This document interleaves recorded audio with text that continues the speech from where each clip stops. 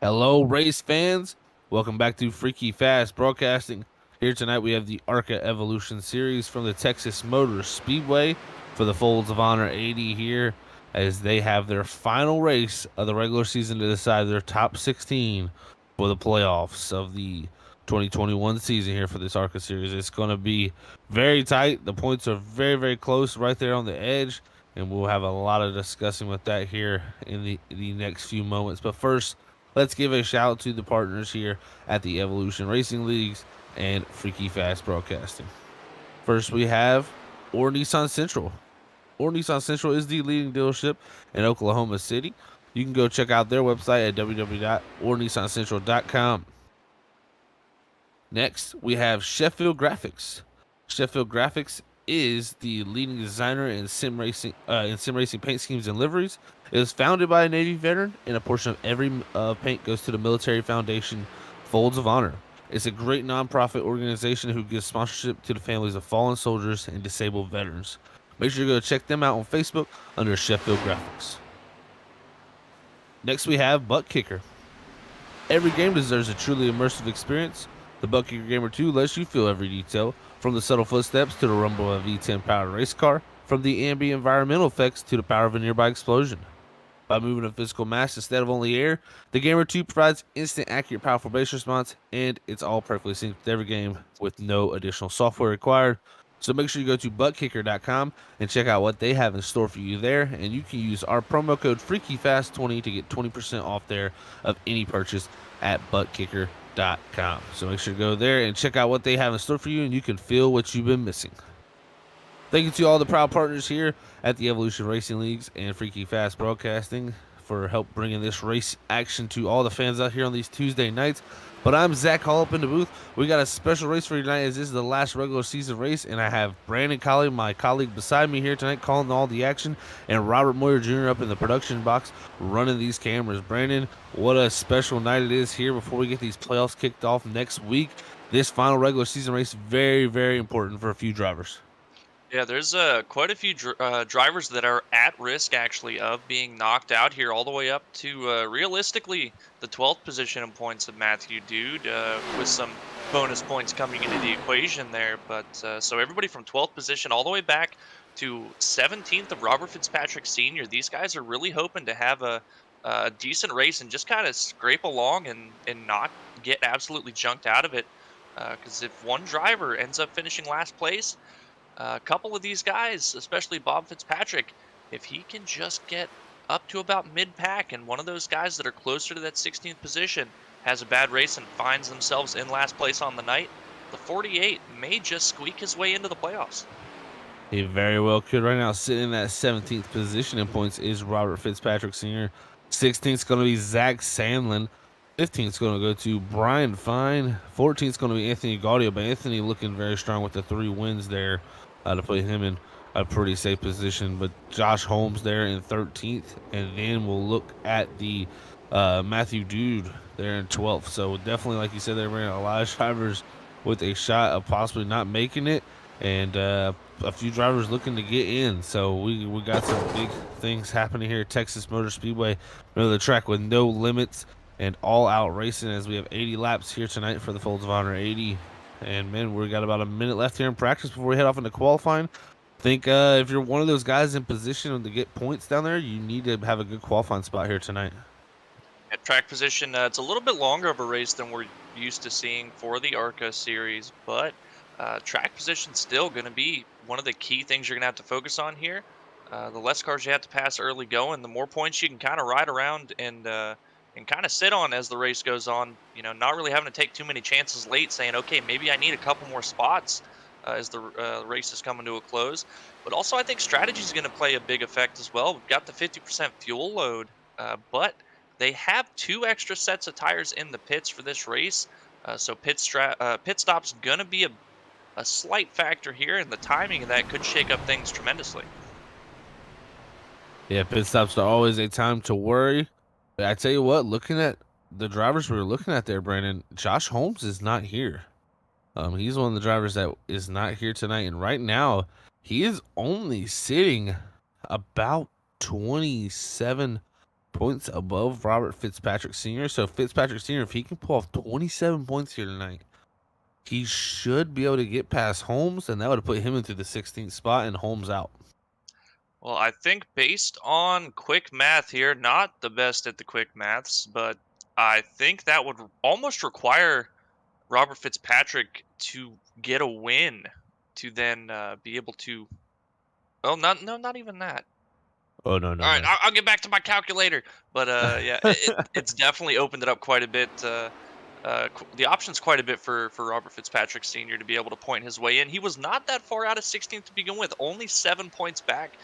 So it's just another window that he's looking to hop through to make it into the playoffs as the season's winding down. Yeah, now we head off into qualifying. First minute already done, so we'll see which type of quick times are being put down. Right now, we're looking at the man who's looking to bring home the regular season championship, and oh, he hard on the wall out of two there. And that's definitely going to hurt that lap for points leader David Edwards, as he's got a 26 point or a 20 points 26 point gap back to Christopher Schmerl for that second or that first place position in points. So he's looking pretty healthy to stay in that position as before we head off to the playoffs. But now, not the greatest lap for him as Schmerl puts on top of the board. Yeah, there is, I believe, a slight window that Chris Smerol can overtake David Edwards throughout this race, but we know how consistent David Edwards tends to be. Unless he has an absolutely catastrophic race here at Texas, I'm pretty sure it's locked in for David Edwards realistically, but mathematically not quite just yet. We'll have to see. So that's going to be a battle we're going to be paying attention to as we have pretty much the entire season. Well, I'd say good to see back in that three out here is Anthony Gaudio. After 3 wins this season, man had baby leave, and he's been gone for the past few weeks as he's got a new addition to his family, and he's back out here setting quick times out here at the Texas Motor Speedway in the final regular season race. Yeah, pretty close to the cutoff here, but like you said, the points position that he's sitting in currently is not really a good reflection of how well he's run this season. He also got a bit of a late start on the season, and then, like you said, had to take that little bit of time off for the newborn child. So, yeah, again, good to see him back on the track and back up to the top of the board where we're used to seeing him in that three car. So I'm sure once everything gets reset for the playoffs here, Anthony Gaudio, just another one of those guys that he's been in the picture, but as far as points, not quite yet. That reset's going to change that. Richard Gonzalez always looking quick in qualifying. We've seen him be very quick last week at Michigan, and then this week here sitting in that second position now in the qualifying spots. But his teammates right now, that's were the two who were also very hot this season. There's a 16 of Matt Upbrook. He goes to seventh on the board for himself, as I believe that was actually on his first lap, and a 30.063 on your first lap. I'm telling you, watch out. This could be a pole lap here.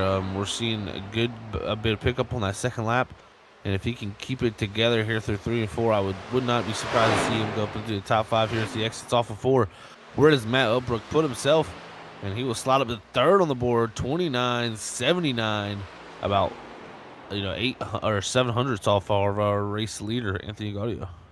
Yeah, times are really close between quite a few guys. I mean, if you look at Chris Roll and Stephen Carey in fourth and fifth position, they're virtually tied, just separated by the seemingly thousands there for that fourth and fifth position. And then just behind them, Hendry in the 28 and sixth. Only a couple hundredths. And then the same situation all the way on back. It's just hundreds of seconds separating a lot of these guys on qualifying pace here. This is going to be a pretty door to door race, I'm thinking, Zach. Yeah, it's going to be really interesting to watch too, Brandon. This race is going to play out a little different than our Cup race. Our Cup race, these drivers are going to be pretty much later tonight, wide open through 3 and 4 the whole time. I would say these guys are most likely lifting probably the start of lap 1 here in 3 and 4, at least a little bit, because yeah, there's a lot of banking, it's a lot of grip down there, but these cars have way less grip than our current Cup cars. That's exactly right. Just the way that they're set up, more toward the mechanical side of grip rather than aerodynamic. And especially with the lower fuel load changing up the balance as well, just the different weight distribution in the car. I'm thinking these guys looking at them during qualifying and a bit of practice that they're a little bit on the tight side. And 3 and 4 here, it's pretty bumpy. You don't want to hit the nose or just hop over a bump and have the car take off. So they're lifting a good bit here. But that's also going to change the way that they're approaching turn one as well, being tight with that flatter banking. You're going to have to back it off a little bit more than you initially think. It's cold out there. There's a lot of grip, but that can kind of trick you into overdriving a little bit, thinking that there's more grip than the car's actually going to be able to handle and abuse the tires early on. Well, looks like our qualifying session has come to an end here, Brandon, as Anthony Gaudio is going to be our Sheffield Graphics pole winner here tonight at the Texas Motor Speedway for the regular season finale here for the Folds of Honor 80 at Texas. Second is going to go to Richard Gonzalez. Third is going to be Matt Upbrook. Fourth is going to be the 14 of Christopher Smerol. Fifth is going to be Stephen Carey. Sixth is going to be Justin Hendry looking for a good run on the edge of the playoff points or edge of the playoffs. Seventh is Jeff Carson. Eighth is Steve Potter on the outside looking in on the playoffs. Ninth is going to be David Edwards. 10th is Zach Sandlin. 11th, Brian Fine. 12th is going to go to Matthew Dude. 13th is going to be Steven Rasick. 14th, Brandon Perry. 15th, James Wright. 16th, Jake Shea. And rounding out your field in the 17th position is going to go to Bob Fitzpatrick Sr. as this your starting lineup here tonight for the ARCA Evolution Series, as we need to bring up now our Sheffield Graphics pole winner of Anthony Gaudio from JCR Racing. Let's hear from Anthony about this pole here tonight in Texas. Hey, Anthony, it's Brandon up in the booth. You got a copy button. I'm here. Well, man, great to see you back on track, and what a welcome it is here at Texas, grabbing that Sheffield Graphics pole award, excuse me. Not quite to the white flag yet. We'll get there, but man, playoff time right around the corner here. Final race. Pretty much thinking your pace that you've normally got, you're going to be locking yourself in here and getting ready for that. What's the car feel like out there tonight? It's cool. Looks like you guys have got a lot of grip, but the car seems a little bit tight. Yeah, it does seem a little tight in the beginning, but then it loosens up, so it's, I think the time of the day and the track temp definitely is a big factor in that. But we'll see how it goes. The car seems quick, and I'm really happy to be back. Glad to hear all these voices again, I'll tell you that. Yeah, getting back to league racing, just kind of one of those things you get to relax, but can't relax too much, out here putting it all on the line, trying to run as fast as possible, man. And got a good starting spot here. A little bit longer of a race, and talking about that 50% fuel load. Any rough estimates for what you guys are going to be looking at for a fuel window here tonight? To be honest, I'm really not too sure on how far we can go. I haven't actually looked into it that far yet. I was just kind of play it by ear, which doesn't sound promising, but I mean, I'm definitely gonna try and get in before lap 30, I would think, around then, if I can make it that far. Get some tires, and then that's it. Really see how the cautions play out. And yeah, fingers crossed. I'll let you get back down there as you guys are getting ready to go green to start this thing. Wish you the best of luck, and we'll see how that strategy plays out for you, and hopefully can result in a pretty good finish. All right, man. Appreciate it. Thanks. All right, there was your Sheffield Graphics pole winner of Anthony Gaudio as we pace down to 3 and 4 here for the final time before the Folds of Honor 80 kicks off and the regular season finale begins, as we have the final moments of this 2021 regular season. Pace car is in. Anthony Gaudio, your Sheffield Graphics pole winner, looking to bring us the green. Green flag is out in the air. Great start from the 3 on the bottom. Matt O'Brook in the 16 pulls even with the 6 of Richard Gonzalez now for that second position as the inside line charges forward down in the 1 and 2. Outside line going backwards. It doesn't seem like the outside lane's going to have that much grip in 1 and 2, especially on the crushed tires. And it seems like traditionally with this new surface for Texas, in 3 and 4, bottom lane's going to be where you're going to want to put the car. That's where all the speed's going to be at. It seems like for most places, you can run almost wide open. Talked about to Anthony saying it's a little bit tight. Can't quite do that here. Well, you probably can, but you're going to burn your stuff up doing it. As the run goes on, though, as they're going back down into turn 1, you're going to see that outside lane become a little bit more viable. Guys opening up the entries, trying different lines to see how much more speed they can generate off the corner to try to set up those passes into turn 3. Yeah, like you said, that's the vital way to pass it, Brandon. It's really with the way this track is set up, that's what you have to do. Right now you see Gonzalez, he's stuck up high in the outer groove. Getting somewhat of a run out of 4 there, but just had the 16 slide up in front of him. Looks like he may be able to clear down in front of Jeff Carson. Does not, as Carson in the 9 stays there. You know what I just noticed? Jeff Carson is the number change. Oh, it's a number 9 now. Yeah, 81 to 9. I saw that and I was like, well, that scheme looks familiar, but I don't recognize the number. That explains a lot. Yeah, that's a number change there. I wonder what the reasoning for the number change is. Well, I'll tell you what, doesn't matter what number you put on the side of that 9 machine for Jeff Carson, he's going to be quick. So he's out here doing the same old thing that Jeff Carson does and runs great each and every week. He's right on the edge of that top 5. He was right on board with the 28 of Justin Hendry. Remember, he's a driver near the cut line. He has to have a good run tonight, and we've seen Hendry be better and better as the season goes on. This is a driver that I cannot wait to see make the playoffs hopefully here tonight with no trouble, and then go into the playoffs and perform at what he's been performing late in the season. He could be looking at possibly a top 5, top 6 position in points. Yeah, and I think the same story that we talk about, with ARCA and the Cup. There's just guys that come alive as the season goes on, and they're starting to shine right at the opportune moment, getting the max points they can right before the playoffs start here.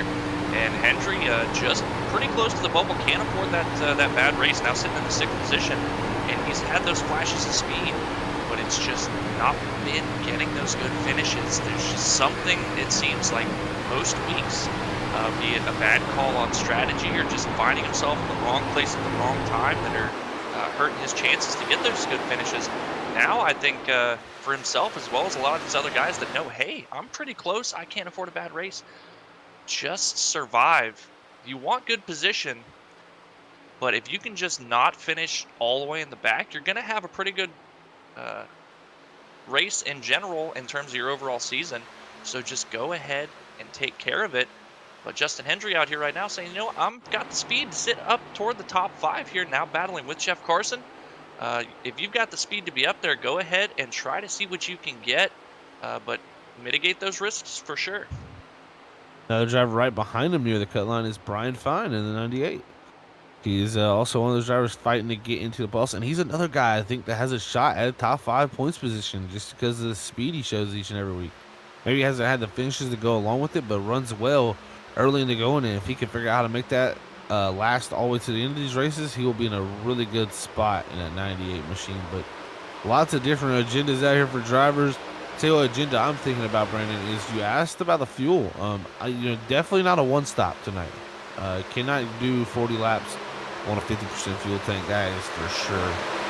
What I'm thinking is these guys are going to be stopping anywhere from lap 26 on. Going to be looking to split this race up into a 2-stop race if this thing stays green, and stop around lap 26, around lap 52, and or 53, give you about 27 to 26 lap runs, and that's how you're going to split it up, man. I think that's just going to be the best way to do it, because you're definitely not making a one-stop. Well, talking about that fuel load, and it's interesting because it's not something that that you and I really deal with as drivers more than we do as commentators. We got a caution. I believe that's the 21 of Brandon Perry. Saw him drop down the scoreboard there. Wow. Interesting incident here to bring out our Force or Nissan Central caution of the night for Brandon Perry involved in a 21. We'll go back on the freaky fast replay here. See exactly what happens. He was battling back here with the 55 of Matthew Dude, who is on that, upper parts of the cut line. Oh, you're going to see here as he comes down the racetrack, the 21 does. And Dude to the inside, kind of there already. Has contact with Bob Fitzpatrick Sr. too, and that's going to hurt Fitzpatrick more than anything, because remember, he is a driver fighting for a playoffs position. Perry, a newer driver coming into the series, not really with a shot for anything here, but man, it destroyed Bob Fitzpatrick Sr.'s front into this car, and man, that might have destroyed his playoff hopes with it. Well, looking at that, I heard Brandon Perry come over the radio and ask, what happened there in not so nice terms.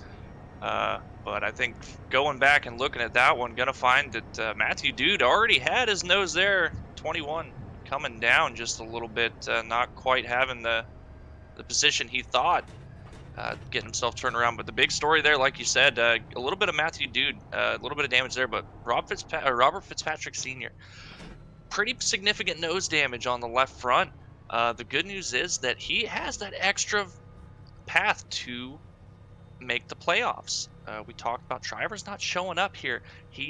Doesn't really have to race anybody now for points on the field. He's got to try to get some decent finishing position. Still working on the math on that. I don't have enough downtime up here to crunch numbers as quickly as I'd like, but to figure out exactly where he needs to finish. But I plan on having that here pretty soon. So it's definitely not over yet for the 48. There is still a chance that he can get in there. It's just trying to figure out where that magic number of position on the track is going to be to point his way in. Well, we'll have to be following that all night as that changes every single lap, every position changed. Man, points are a hard thing to tally up, Brandon. I tell you that. Numbers keep flying at you, and I tell you, I would be rather doing fuel numbers. That's what the numbers I'm good at. When you start throwing points, bonus points, positions, and all this in there, that's when my head starts to spin, and I go, well, we'll just have to wait till it comes out. Yeah, it's I'm much happier going into a position like this, just knowing, okay, it's not close. I'm just gonna go out here and race like normal. I don't want to have to crunch extra numbers in my head while I'm out here driving, on top of things like fuel as well. So it's kind of, I think the best position you can be in is going, you know what, I know I'm close. We'll just see where we're at the end of the race. I'm not going to try to do this while we're racing. I'm just going to go out there, race like normal, and if we get it, we get it. If we don't, you know, better luck next time. Yeah, I think that's just really the best way to do it. If you focus too much on where you need to finish, that sometimes gets at you and it affects yourself. So I really like not worrying about where you have to finish and just going out and having the best race possible for yourself. But I tell you what, man, we did have a little bit of strategy there. Looks like Upbrook in the 16 was one of the first drivers to pit, along with Steve Potter in the 94, Matthew Dude in the 55, and David Edwards in the 15. So those 4 drivers electing to come down pit road, and I believe all of them would just take fuel. So just topping their cars off after that lap 10 caution there. Yeah, it's definitely going to help them go just a little bit further once they go back green here, because everybody else still on pretty much the same strategy. It's going to increase the window by about a lap, maybe 2 laps from where they were initially figuring they were going to go for the guys that did not come down to top off. So going to be able to go just a little bit further and try to get some track position that way. And it was something that I was going to ask you right before we got that caution is, you know, we don't deal with this fuel load as drivers, and you also now have to consider as a driver how it's going to affect the balance of the car, and that's going to, I think, affect when you're going to want to come into pit, because just trying to set up for a bit longer run there, having a bit more fuel as the run goes on, maybe staying out a little bit later is going to benefit you more, maybe pitting earlier and having you know, tracks like this where we heard the run trends to be a little bit loose, having less fuel a little bit later on than some guys, so you're able to drive it maybe a little bit harder. And I was going to try to see what you thought maybe, you know, what your game plan would be in that type of scenario. Well, definitely if you know, it depends, like you said, on the balance. You know, if it's trending tight to loose, I think you're going to want to have on that last stop the exact amount of fuel that you need to make the exact amount of laps. Then you don't want to have no more or no less, of course. You know, no less than where you don't make it, and no more to where, you know, you're just going to be looser. The more fuel you have, the more weight you're going to have on the rear end. It's going to drop that rear end a little bit and start making it a little bit freer. So I'm thinking, Brandon, from there, if you can, if that's the condition of the car and you feel too loose near the end of the runs, driving styles differ. But if you do feel too loose, take the least amount of fuel you possibly can to get to the end, and that'll be the key. As the pace car pulls in, it needs to get some fuel, and we need to go back racing. Green flag back out in the air as Anthony Gaudio, great start. That lets Smerol pull side by side with Stephen Carey here for 2nd place. Also got Benina Carson now dipping low in that 4th position with the 6 of Richard Gonzalez now back to 5th. Well, quick update. Finally was able to crunch the numbers for Robert Fitzpatrick Sr. It's looking like he's only going to have to finish in the 14th position to tie Josh Holmes on points. So I believe if he can get to 13th, he will point his way in by 1 point. Wow. That would, that's going to be close for him, man. Right now running that 15th spot, but having the damage is what I worry about for him. Right now, 16th, sorry, to correct that. That damage is very bad on the front end, but I tell you what, if a few drivers drop out, we've already seen Brandon Perry. He's out of this race pretty much. Well, actually, sorry, Brandon Perry's still out there, but 4 laps down. But, oh, he's spinning off of 2, actually, in the 21 down the back straightaway. He is Actually got that thing dead sideways right now. A lot of smoke here. I think he's going to have to take a tow unless he gets this thing spun back around. Yes, he will. As the leaders are crossing the start-finish line, they should not have no problems with this car as he gets spun back around. But, yeah, Perry already 4 laps down, having another spin there. Not the best night for him. That's one position for Fitzpatrick Sr. If he can get a few more of those guys and then slide himself up there a few more spots, he could be in good position. Yeah, I think that's just kind of the game plan now is 48 is going to have to just keep plucking away at it. He's a little bit off pace now with that damage. It's just hoping that some guys are able to find themselves in a bad position, that he's going to be able to, you know, keep them a lap down and try to stay on the lead lap. But it looks like he's going to be coming into the pits right now. Not sure. Maybe not sure exactly what he's doing here. He was a little bit off pace, but not quite enough that I would think to come down pit road under green. Yeah, he was. I was watching. He looked really, really loose. So I wonder if they didn't change tires on that 48, and he felt like tires were gone or what. But no, he's just come down pit road. He's actually, I believe, got out the race car. Maybe they're working on damage. I don't know. Definitely, I don't want to be giving up laps here because any lap you give up, which is already gave up 1, is a spot that, you know, he possibly couldn't get technically. So, man, tough decision on his part because he's so close to making it if with Josh Holmes not making it here tonight. Yeah, that'd be my one focus, realizing that, hey, there's a guy that's within the realm that I can get to with how many cars showed up tonight. If, you know, with him not showing up, if I can just get to that magic number, if I know I've only got to get to 14th or 13th position out of a 17-car field, even if I've got damage, I am trying to stay on the lead lap as long as possible. And if I'm off pace where I'm giving up some laps, I'm going to be trying every strategy I can to get some of those back at some point. Now, 2 laps down, going to be going back. I think another lap down here shortly. Still sitting on pit road. I think getting that thing fixed. Yeah, I definitely don't know what's going on there with the 48. It looks like maybe it might be race over for him, or they're working on it. It's hard to tell right now for that car. But Matthew Dude here in the 55 in the 10th position right now.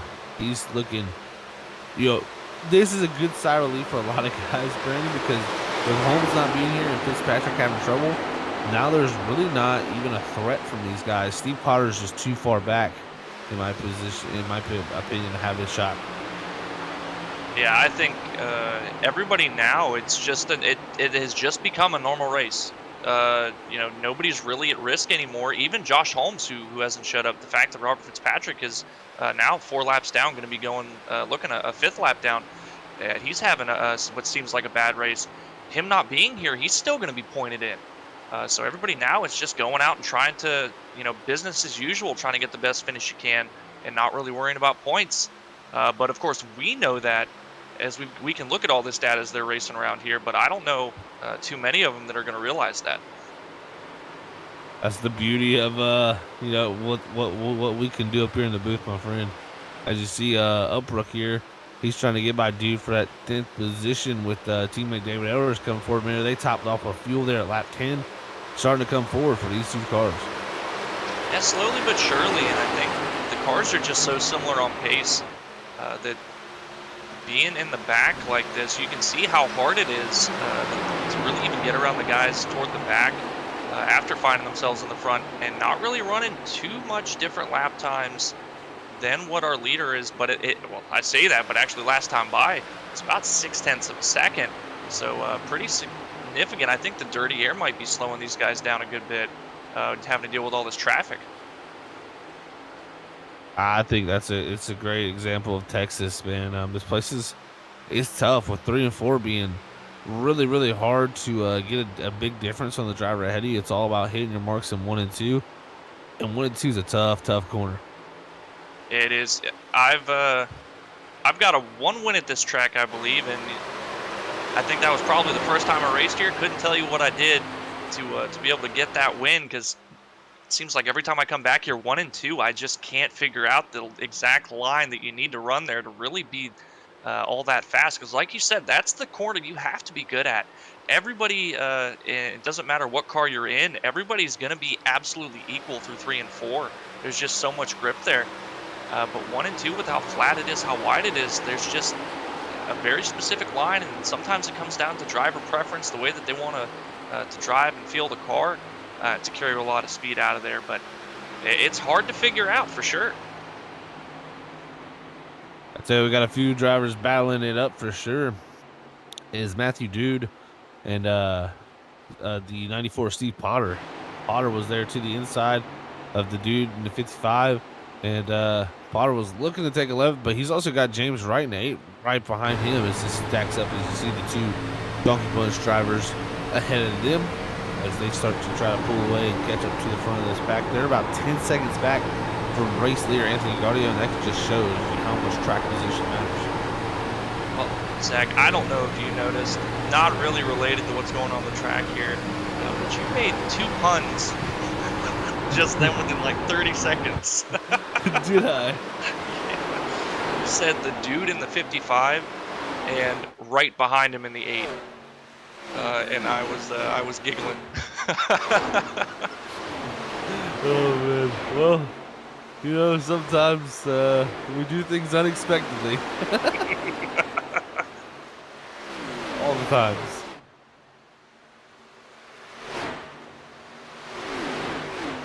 And Oh, looking into our race lead.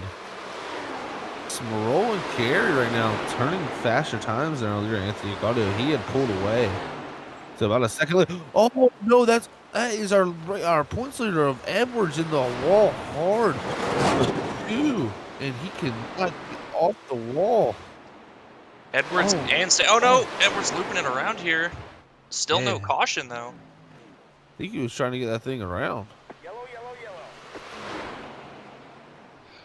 Yeah, it looked like Zach Sandlin as well. The 57 is Zach Sandlin. I thought that's who you guys were talking about at first. I was flipping back through the field after looking at Smerl and Carey. Saw Sandlin on the wall.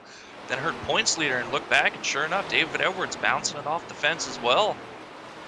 Very lucky there. That didn't look like that was going to bring out a caution. I think David Edwards just kind of got stuck there, having to wait for cars to go by him to not whip it around, and that was what eventually brought out the caution. That was a lifeline thrown out to the 15, because I think back here about where he's sitting now, if Chris Smerl wins this race, it's going to be very close.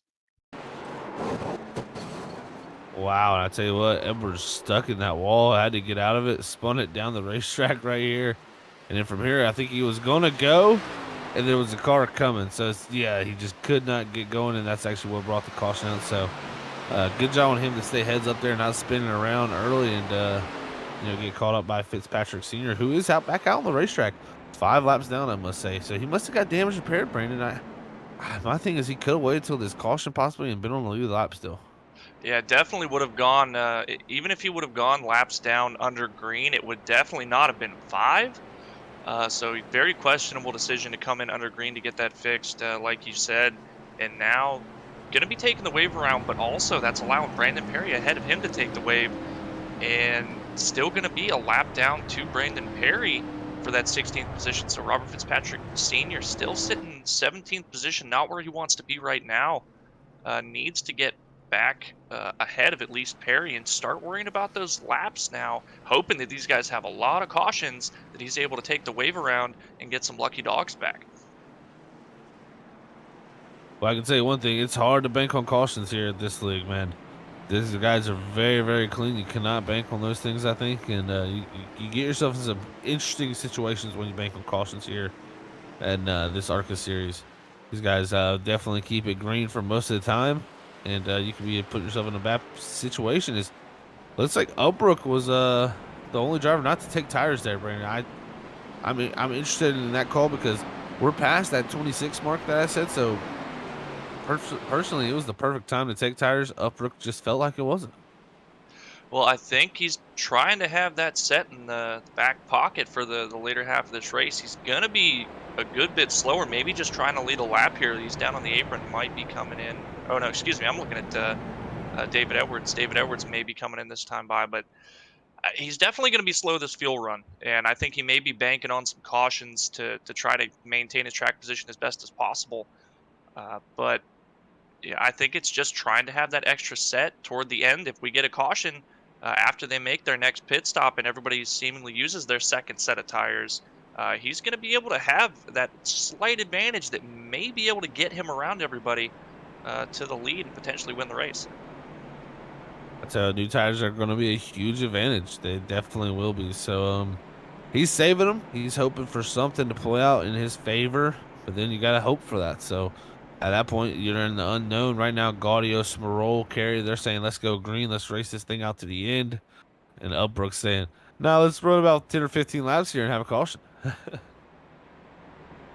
there's some guys that are, and it's having the realization as a driver that you don't ever want to put yourself in a position where you're relying on cautions to save you, and especially in a league like this where they happen occasionally, but it's not like a lot of leagues where you can bank on the fact that you're going to get 3 to 4 cautions at the minimum every race that you can kind of plan your strategies around.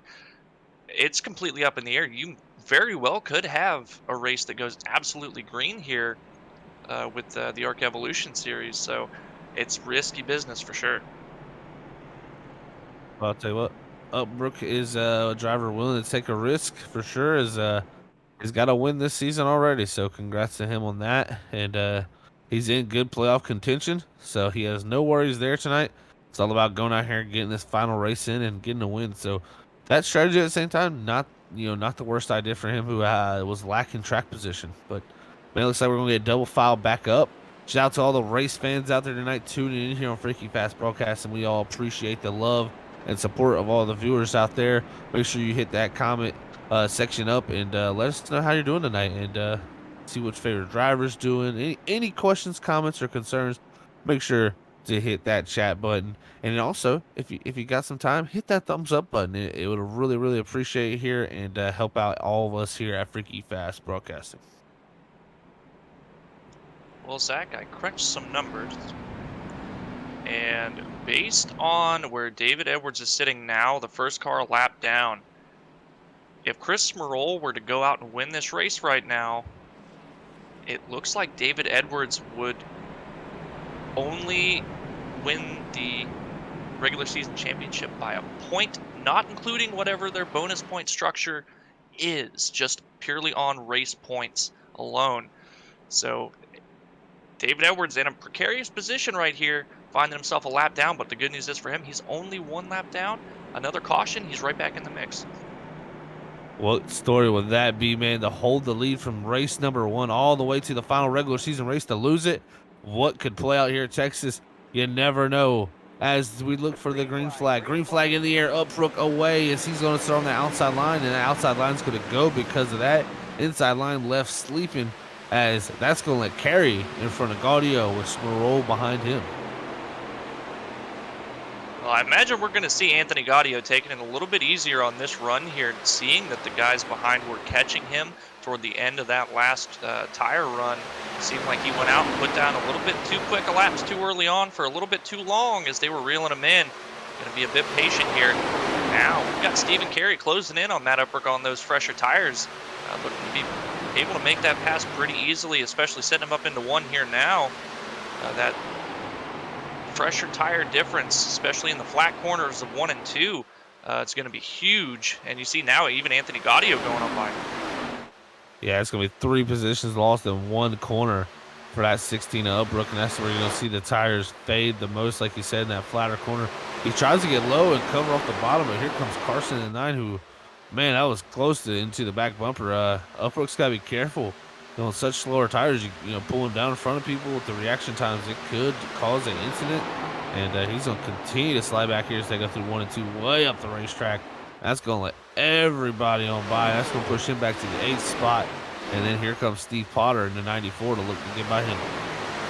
Yeah, you've got to be in the mindset now that you're on the older tires. You're going to lose positions. You just don't get wrecked. If you get wrecked, your strategy is absolutely not going to work out. Just try to have everybody navigate you as cleanly as possible, be as predictable as possible, and give them all the room they need to not cause yourself an issue. And just maybe you're going to get that lucky caution with that fresh set of tires that nobody else is going to have later on that you can capitalize on. But you got to make it to the end of the race to be able to do that. Here's a ride on board. You're seeing these drivers do their best here. And like you alluded to, man, we're going to get to the end here. You know, if we go green here, who's going to burn their stuff up? Who's going to be the one coming and going? We'll have to see. And Oakbrook, he's definitely not hoping this thing goes green as he's continuing to drop back now to the 9th spot. He's got Matthew Dude all over his back bumper now. Dude makes the move out of 2. He goes inside to pass him here as we ride on board. There's Matthew Dude down to the 3 and 4. He'll make that pass, slide up into the 9th spot. Here comes James right behind there in the 8th to take the 10th position from Oakbrook. Because now he's back to 11th, and Jake Lachey coming in quickly. He may be pushed back all the way to 12th. Well, to give you an idea of how far off these tires are from fresh tires, about a 2 3/10 difference between Matt Ubbrook and our leader, Stephen Carey, last time by. He is losing a ton of time in a hurry. But the good news is their fuel run, with it only being 50% fuel, he's going to be pretty safe from going a lap down under green. Especially once these tires really start to even out for the leaders, that gap is going to get smaller and smaller. That difference is going to get smaller and smaller, and going to be able to hang on and not have to worry about fighting maybe his teammate David Edwards for that lucky dog position. That's something I'm sure that both of them definitely don't want to have to deal with.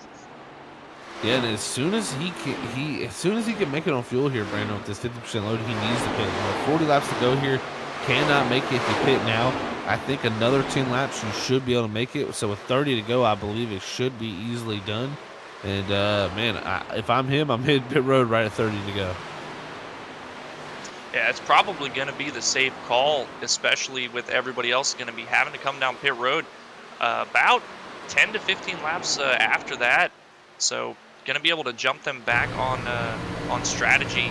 But if they get that caution while he's cycled around, that's really going to hurt his chances with this strategy that he's got, having that extra set of tires toward the end of the race. Getting trapped a lap down, definitely not what you want to have happen, because it's almost assured that everybody else is going to have to come down. You're going to be able to get the wave, but it kind of resets everybody, and you can't really use the advantage of the fresher tires and gaining that gap on everybody that you would have. It still has the extra set, but ideally it's got to go green. Man, I don't know what Gaudio does at this portion of the run, Brandon. As we ride on board, Brian Fine, this is a great shot from him, looking back to Justin Hendry there in the 5th position up ahead of him. But man, Gaudio out front just continues to pull away, and I'm talking like tenths, guys. Like, he's just so quick in this portion of the run, I don't even know what these guys can do to stop him.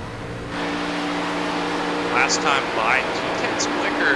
Gap now opened up to a 2nd over Stephen Carey, and he was riding around quite a bit behind Stephen Carey, taking it easy. Now Stephen Carey under fire from Chris Sproul, trying to take that 2nd position.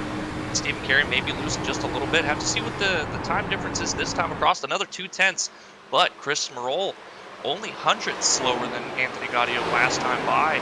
So looks like Chris Sproul starting to find a little bit of something here, charging forward as well. But the gap now increased to 1.4, 1.5 now for that of Anthony Gaudio over 2nd position, and continuing to climb. And they are racing really hard for that 2nd position, and it's allowed Jeff Carson to close up on the back bumper of them. Big slide through 3 and 4 for the 14 on the bottom there, but he actually makes it stick. And look, Jeff Carson's going to say, I'm going to look to follow you through here. Amir Carson's teammates with Gaudio out front. Those two looking possibly for a 1-2 here tonight to finish off the regular season before we head off into the playoffs. That would be some type of night as he's looking to the inside of Stephen Carey now for that 3rd position. Carey covers him off, and man, I tell you, that was a close battle. As behind there, Brian Fine and Richard Gonzalez get by Justin Hendry to push Brian Fine up to 5th, and Gonzalez to 6th as Hendry's going to drop back to 7th. Well, it looked like Richard Gonzalez was going to have that position, but took an awkward line through the tri-oval there. Going to be able to now secure it through turn 1, but covering off. Oh, very, very close. And that almost was disastrous. I was just about to say, Richard Gonzalez having a really good race here. Not, we talk about it seems like he's been really good. He's picked up his qualifying where he was really struggling, but just being able to have the pace at the end and find himself in a good position for a good finish, it's just not really been there for him. Now, sitting just outside the top 5, as they're battling really hard ahead of him, slowing each other up. Gonna be able to really catch them here in a number of laps, and especially it looks like Brian Fine falling off a little bit, having to lip maybe out of turn 2, out on the back bumper of the 98 for that 5th position. So it's turning out to be a great night for the 6. Oh yeah, that position change for third too. Jeff Carson there finally making the pass, getting it done as he clears that 83 now at the third for himself. Riding on board here, Brian Fine. He's looking to see if he can catch up to Carey. But I tell you what, last time by, Sparrow and Gaudio almost dead even, 1.8 seconds out front. Gaudio looking just too strong in my opinion out here. This guy is on rails, and you know, really we're less than 10 laps away from them being right in the window to pit perfectly good. Also, a quick update on Robert Fitzpatrick Sr. Up to 15th. Magic number is going to be 13th for him. He's 4 laps down. He's really hoping that some people find themselves in some cautions here and potentially have to bring it behind the fence. Zach Sandlin behind him, 4 laps down. Brandon Perry going another couple laps down now, back to 6th. So really battling only Zach Sandlin for the lap that they're on. David Edwards still 3 laps ahead of them, still a lap down in 14th. But it's still not over yet for the 48. He's just hoping luck is going to be on his side and allow him to gain a couple extra positions. Well, I'll tell you what, man, the performance that Anthony's putting on, he's continuing to pull way out front, Brandon. This is just super impressive from this 3. You know, this is on course now for a 4th win in not 4th win in a row, sorry. 4th win of the season for Gaudio. I mean, man, like that is crazy just to think of. I mean, and if I'm thinking correctly, I think it might be 5, Brandon, because I think the stats only show 3 wins so far this season, but I think he's actually got 4 because Martinsville technically didn't score him as the winner, but he was the winner. So he could possibly be looking at a 5th win here tonight. I'm going to have to ask him about that if we talk to him about the race. But, man, is he becoming our favorite? Because, you know, personally, throughout the middle portion of the season there, I thought Sparrow was going to be the favorite when we head off to these playoffs. But, man, has the 3 ever fired back in stellar fashion here in the last few rounds of the season? Even missing the last few races, this guy has been on fire, on rails each and every week, qualifying on the pole and leading most of the laps. It's seeming like it, Zach. You talked about it. 5 wins, exactly right. Martinsville not scoring him as the winner, but after going back and looking at the scoring, they deemed that he was the winner after a late caution there, kind of jumbled everything up. And it's really been ever since then that he has just kind of come alive. And, you know, we talked about his streak of top 3 finishes. I believe it was 6 weeks in a row, something like that. So not only has he been consistent, but he's been consistently contending for wins each and every week. He is right there, ready to strike even when he doesn't win, getting a crazy amount of points. And the fact that he's been able to get himself up here now into the playoff position, going to be able to get in, everything's going to reset. That's something that's got to worry these guys, especially, you know, Chris Smerl and that of David Edwards, who has been our points leader all season. It's kind of been up and down, hit or miss. But for Anthony Gaudio, it's been very consistent speed each and every week.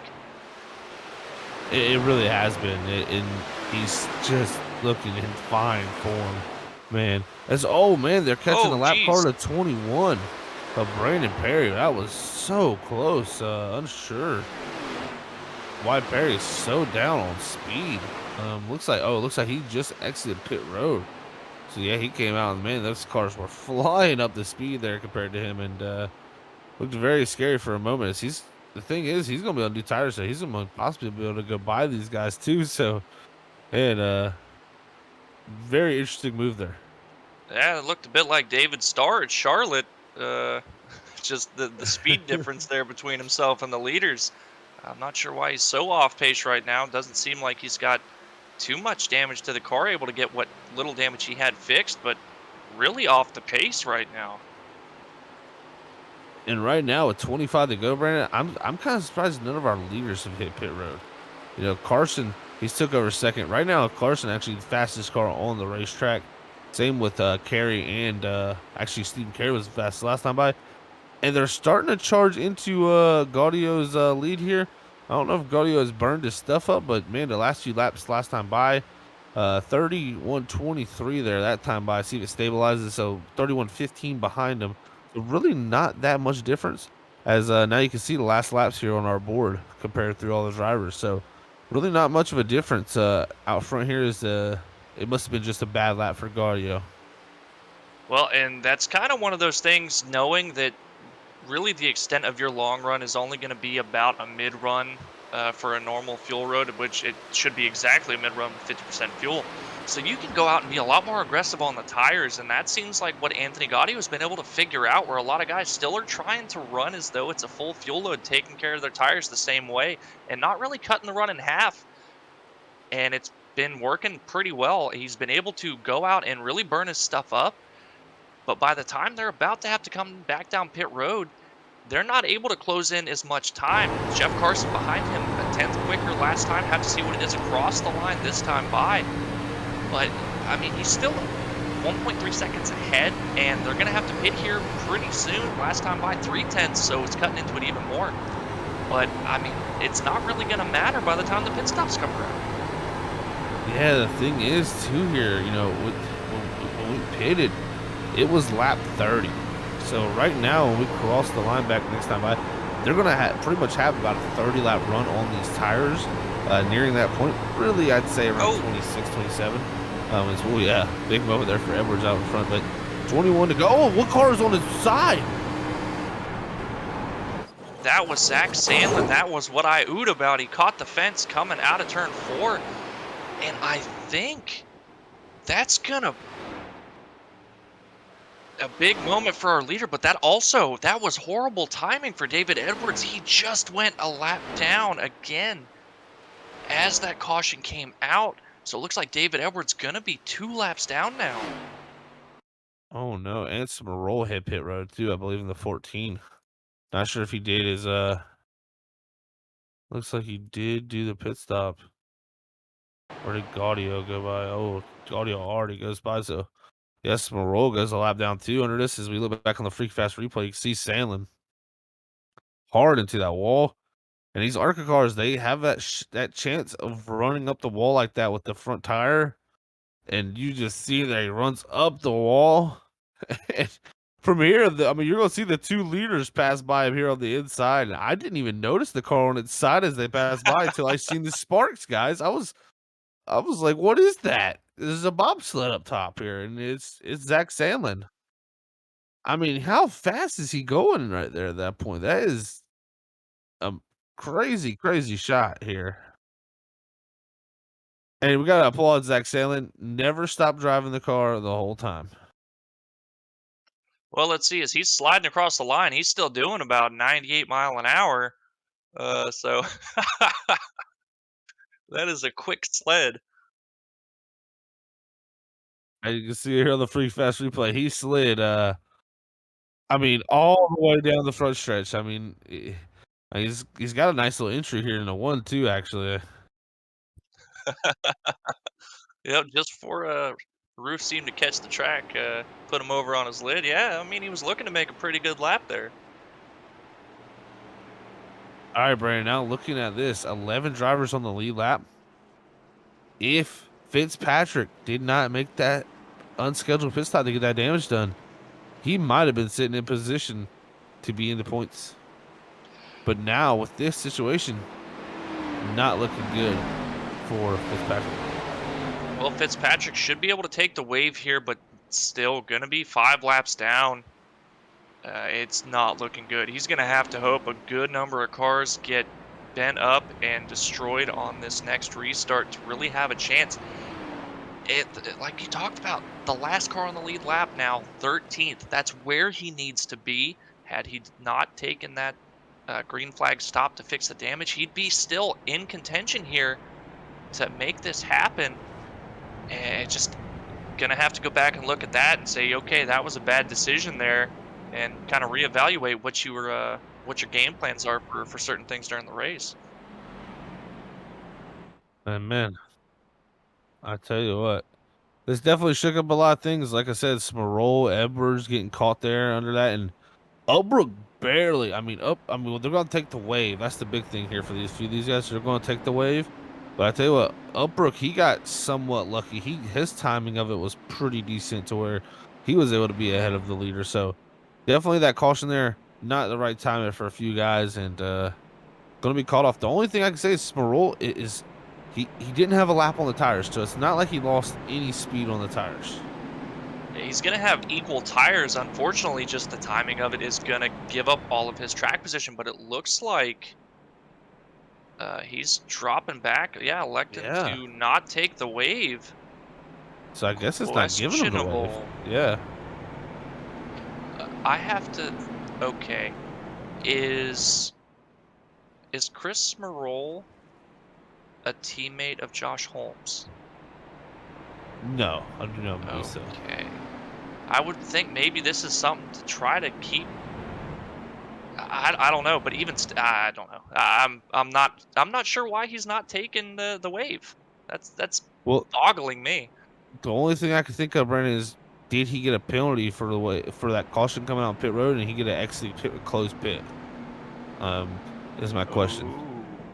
Because That he did do his service, so at some point the pit road did close, most likely with him down there. He could have gotten a penalty for that, and I believe that is most likely what seemed to happen.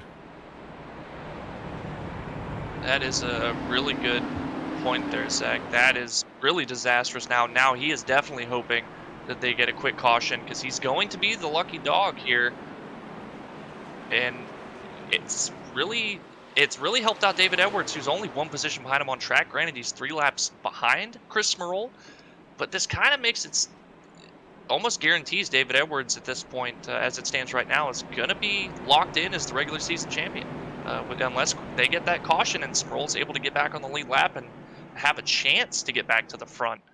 It's pretty much taken any opportunity for Chris Smirol to take that regular season points champion away from David Edwards. I tell you what, man, Sparrow was so close to be able to do it, but it's going to matter about the playoffs at the end of the day when it comes down to it. Sure, he would have liked to have that title as the regular season champ, but Edwards held it from race to race. That is really, really good for him. As Gaudio now going to have his teammate Jeff Carson up front. Brian Fine up the third. Man, it's all shooken up now as we'll get ready to bring him to the restart zone with 17 laps to go. Going to be taking 16 to go here for the Folds of Honor 80 here for the ARCA Evolution Series at Texas Motor Speedway. Looking for that green flag. There it is. Green flag in the air. Gaudio off and away with teammate Jeff Carson. They're going to single file out from fourth on back. Side-by-side battle. Richard Gonzalez, Justin Hendrick down to turn 1. Yeah, Richard Gonzalez still now going to be taking solid hold of that top 5 in 5th position. Oh, as I say that, he gets a little bit loose. Allows Hendry to go around the outside. Might be losing a position. Oh, they're wrecking? Oh, no. Matthew Dude in the 55, guys. He's sideways on the back straight. He's going to have to back that car up and get it back going, but no caution. We're going to stay green. No real hard damage on that 55. Just loose out of 2. Well, good news is going to have a pretty clean car, but all that track position really hurting him, not throwing out the caution there. I'm sure Chris Smirol was really hoping that was going to be the case. Now Steven Rasick watching himself up here along with Steve Potter and James Wright. I don't know if Rasick is on older tires. Was going to say he was having a really good run. Restarted 7th position there. Now falling back to 9th. Matt Upbrook behind him, going to be chasing him down here very shortly. And Anthony Gaudio looking at the scoring, Zach, just ran the fastest lap of the race out front right now with a 29.7. Brian Fine just behind him, a 29.78. They are putting down their fastest laps, like you said. I mean, that's faster than qualified, man. So that is impressive stuff for the 3 out front. Same with the 98. He's picked up a lot of pace here tonight as he's been a player we haven't seen up front yet here. Can he have something for this 3 with 13 to go? I don't think too much tire saving is going to come down to this. This is going to be all out. Imano. Let's see who can pull this off. Brian Fine's another one of those guys that's been hit or miss. He's shown flashes of brilliance, but hasn't been able to put the whole race together. And been contending for good finishes at a decent number of tracks now. I think his best showing of the season so far, sitting here battling with, I mean, this he's keeping up pretty well with Anthony Gaudio, who's been absolutely dominant the entire race so far. looks like now finally starting to fade just a little bit. But we'll have to see what speed he can carry toward the end of the run, as we know Anthony Gaudio pushes really hard and falls off pretty hard as well. Yeah, I think the person that really Gaudio really wouldn't have liked to see close to him is Carson. Carson really looks like probably the fastest car on the long run. And if he was able to stay somewhat close for these, final 11 laps, I think he might have had a shot in the final few, but just can't stay close enough. And I think Gaudio is going to have somewhat of a smooth run to the end here, unless he makes a major mistake. That's I say smooth run, then he makes a mistake, I would feel bad, but Gaudio has been just perfect here tonight so far. Yeah, very flawless race up to this point. I'm gonna have 10 to go, and the gap's only gone up to 0.6 of a second, and it seems like it's the entry to 1 where Anthony Gaudio is really having an advantage over a lot of other drivers. But that entry is hurting his exit just a bit, as Brian Fine was able to close it in a little bit, and they're going to be really even. The interval's not even flickering through 3 and 4 here, so that tells you exactly how even everybody is through turns 3 and 4. It's that entry and exit of 1 and 2. They're differing approaches to it. That's what's going to matter the most. Yeah, and you're seeing lap times being 30.059 out front, 30.074 in second, 31.74 in third. Some very close times being turned here with 9 to go, but Gaudio consistently hundreds, thousands, and sometimes tenths faster than the rest of his field. And he's just looking to bring this thing home at this point with 8 to go. That time by 31.04 for our leader, 31.66 for the 98 of Brian Fine. So losing time once again. Gaudio, just once you put a few laps on the tires, just seems like he is out of this world. He gets him nice and warmed up and doesn't have to worry about the unpredictability of trying to push with the cold tires. And then he just kind of takes off and sets sail, and never really, I'm pretty sure he's not even looking in his rear view at any point during this race. Maybe on the restarts, that's going to be about it. Back here for the 4th position, Stephen Carey all over the back bumper of Jeff Carson, trying to battle for that top 3 position. Yeah, Carey, he's had a lot of short run pace also throughout this whole entire season, so I would not be surprised to see him, be able to take something here in the final few moments here in this top 3. But I tell you, Carson in front of him, he's doing everything he can, and if he doesn't get Carson soon, we'll see Carson got loose there. It's going to give Carey the chance here to go down the front straightaway to the outside, down here into 1 and 2. This is not going to be the preferred lane. You're going to see the 9 drive it off in there, but here's Carey. He's going to do the smart thing, back it up, get to the bottom, see if he can get the turn down under this 9 down the back straightaway. Cannot do it as Carson holds on here down the back straightaway. 6 to go, becoming a 5 to go next time. Jeff Carson gets better and better as the run goes on, so if Carey's going to get it done, he has to get it done now. That's exactly right, and Jeff Carson really pinching the exit of turn 2, trying to make sure that if Carey's getting a run, he's not going to be able to take advantage of it. It's going to be hurting his speed a little bit, but even still, they are slowly reeling in. Brian Fine ahead of him. I think Brian Fine finally hit his plateau point, where Anthony Gaudio ahead of him, still a 10th quicker. And now the gap to the lead opened up to 1.1 seconds, slowly creeping up as well. Going to be 1.2 here before too long. But now I think the battle is going to be for the 2nd spot. But our top 3, I think for sure at this point we know Anthony Gaudio has got a pretty good handle on it without a mistake. But between 2nd, 3rd, and 4th, it's really up in the air at this point. Yeah, like you said there, Brian Fine is under pressure now with 4 to go. Has his tires met their maker? Because I tell you what, Carson there behind, getting closer and closer each lap, and Carey not too far behind Carson. If Carson gets to the inside of Fine, that gives Carey a chance to follow right on through. So this could possibly be for 2nd and 3rd here. 3 to go. Can Brian Fine hold on to a top 3 position? We'll have to see. Well, looking at it, Jeff Carson really attacking the entry to turn 1, whereas Brian Fine a little bit wider of an entry, keeping it pinned down more on the exit. It's helping him a good bit, but it's not helping him as much as the aggression on entry is helping Jeff Carson right now. And I think that's just kind of out of necessity for Brian Fine. He cannot be that aggressive with how much he's used up his tires at this point. Looking at the lap times last time, about half a second for Jeff Carson over Brian Fine right now. So he's just ever so slightly reeling him in. Down the back straightaway here. Got a decent run to that 98. Down to 3 and 4 for the penultimate time tonight. Remember, regular season ended race here tonight. Finale for the ARCA Evolution Series as the white flag is in the air. 1 to go for Anthony Gaudio down the 1 and 2. He has had a spectacular race, a spectacular regular season. Can he carry this momentum into the playoffs? We'll have to see. Make sure you tune in every Tuesday night here to check in with these ARCA Series drivers to see who's going to be your champion, as we'll crown one here in the next few weeks. As Gaudio comes through 3 and 4 for the final time tonight. He is your race winner here at the Texas Motor Speedway. Brought to you by Sheffield Graphics. Brian Fine able to hold on for second position. Jeff Carson going to be our third place finisher. Stephen Carey fourth. And Richard Gonzalez having a great run here, finishing fifth. Justin Hendry also holding on to sixth. Great runs from a lot of drivers all around this track. What a night it's been.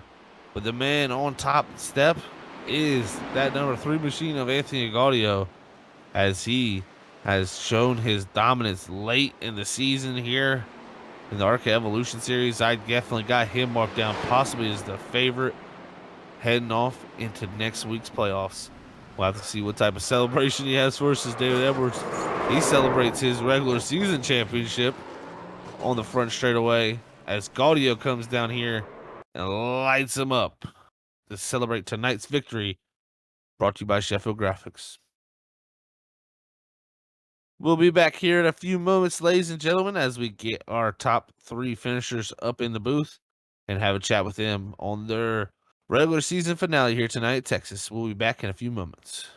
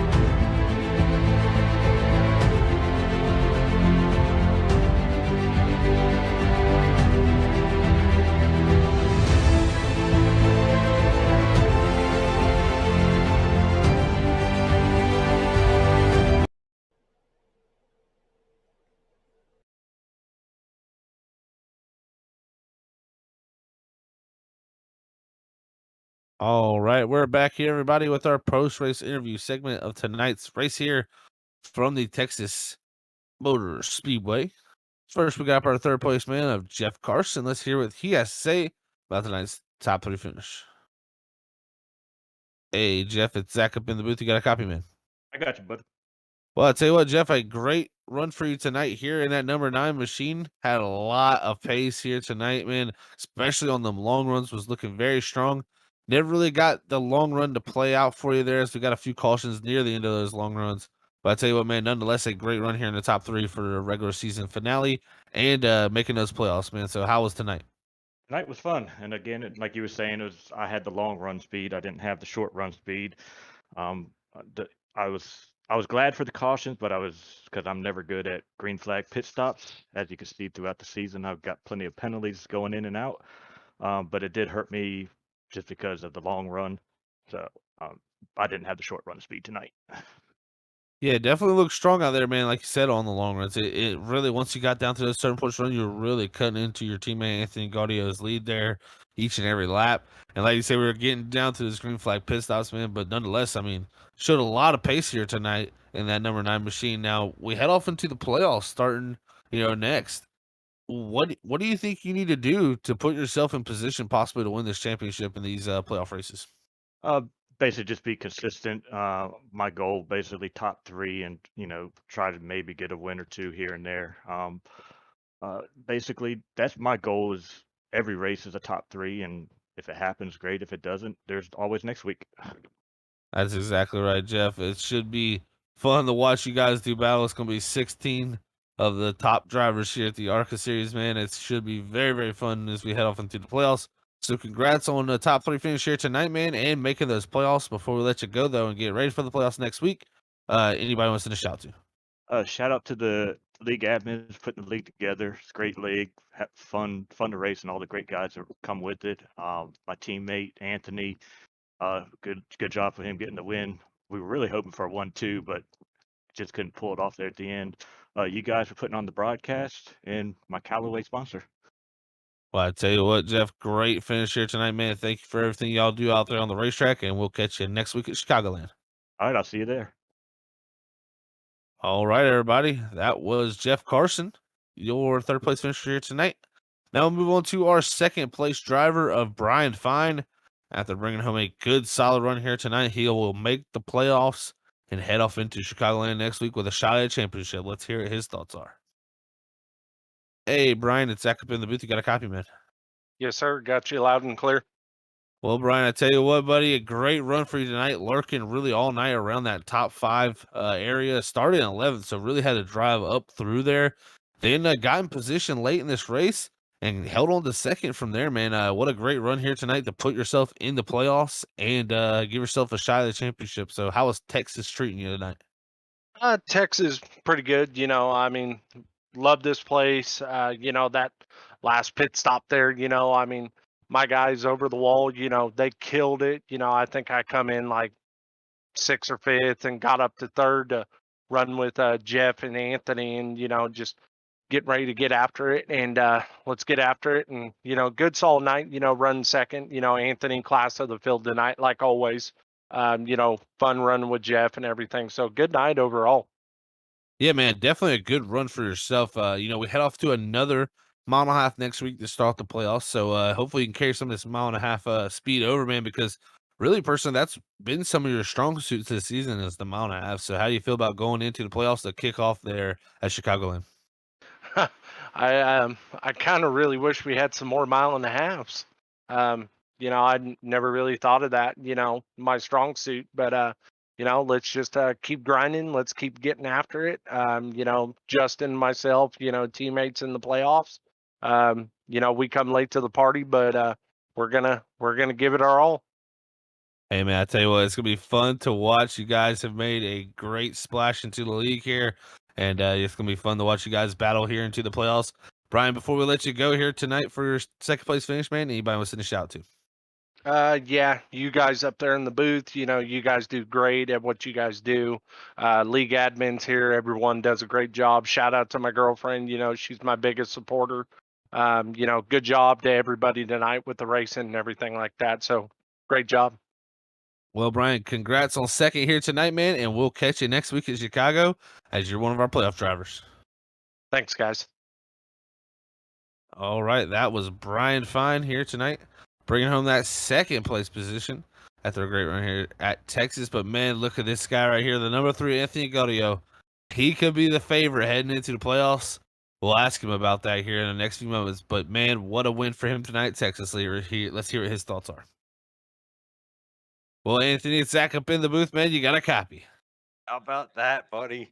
I tell you what, man, you are on a roll. If there was ever anybody on a roll, man, I tell you what, even coming back after missing the last few weeks, man, for a very important reason, and like to come back here and just dominate tonight. I mean, right before the playoffs kick off, how does that feel? I mean, I'm sure you're pumped.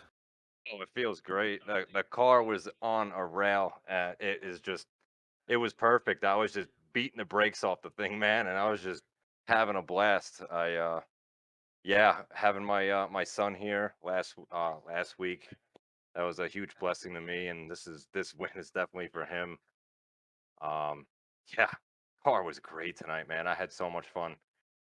I could tell. It definitely looked so good, man. It seemed like, in this race tonight, you took off, everybody could stay somewhat together for the first 3 or 4 laps. But man, after that, it seemed like from lap 4 on to about lap 20, nobody could really touch you in lap times, man. I mean, what did you have figured out here tonight at Texas? Because it was working.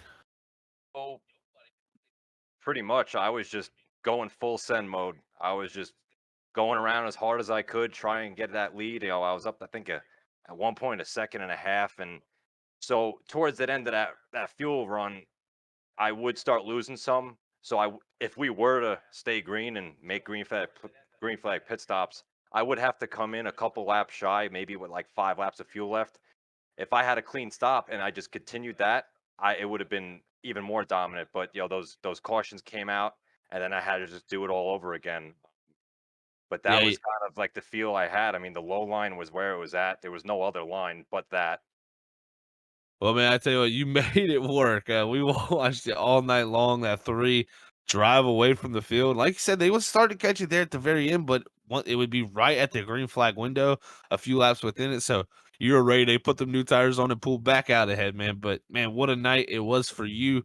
Now we head off to Chicagoland next week to start the playoffs. I mean, you're on, I would say, the biggest momentum role of any driver right now in this series. I mean, we've seen it swing throughout this whole year.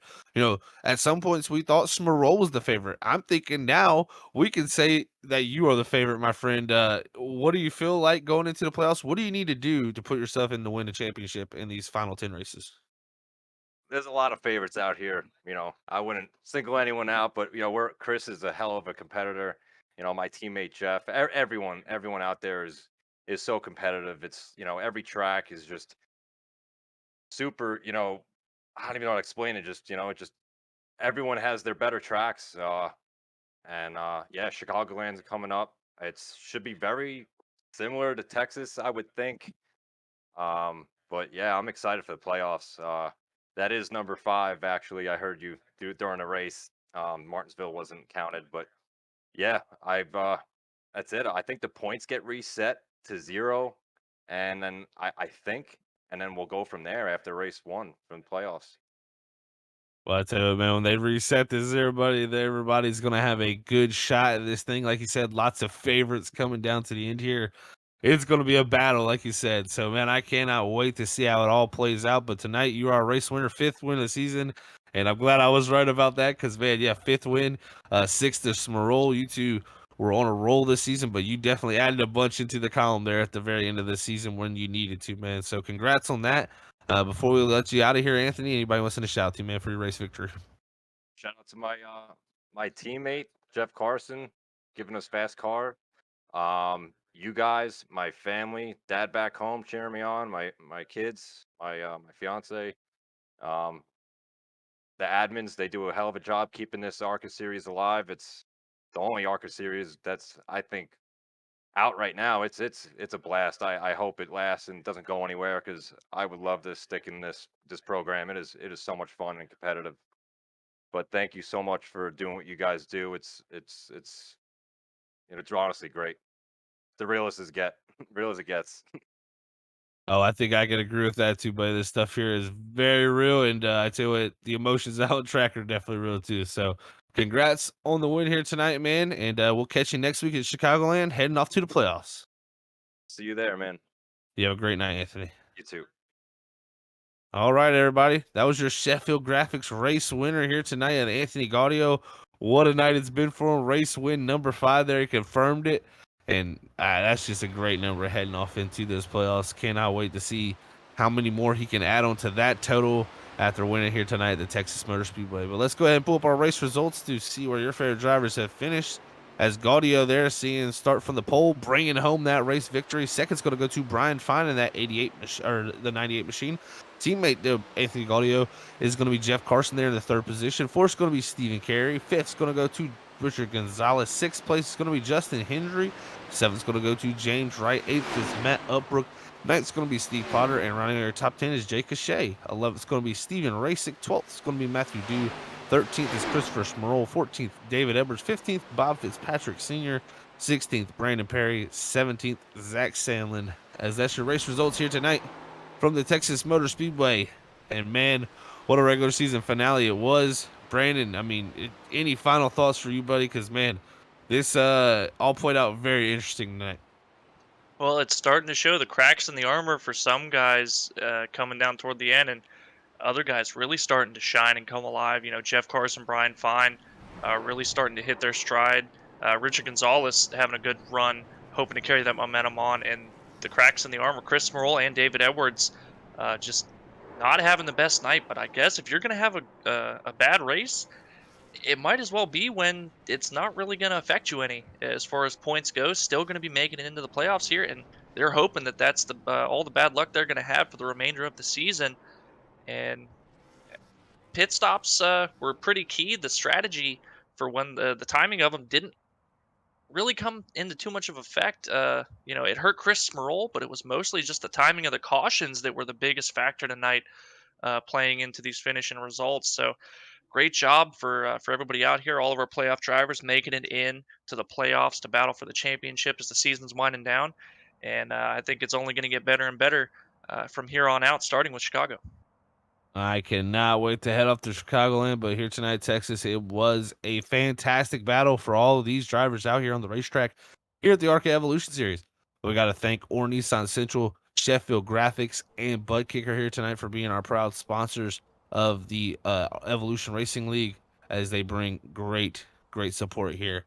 But thank you, everybody, for tuning in here tonight. Let's send it up to Robert Moyer Jr., our producer, to close out tonight's ARCA Series broadcast. All right. Thank you, gentlemen, for calling a great race here. Congratulations to Anthony on getting that fifth win here. And like you guys said, and let everybody know, and all the drivers, congratulations on another regular season here, ending season number 2.